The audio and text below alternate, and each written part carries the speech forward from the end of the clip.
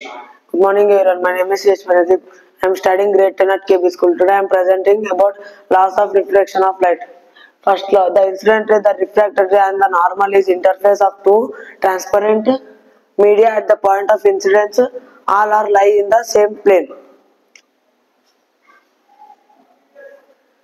Second rule, ratio of the sine of angle to the sine of angle of refraction is a constant for the light of given color and for given pair of media. This is also known as Snell's law of refraction.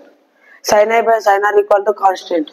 Refractive index, the absolute refractive index is a medium, is the ratio of speed of light in a vacuum and speed of light in medium.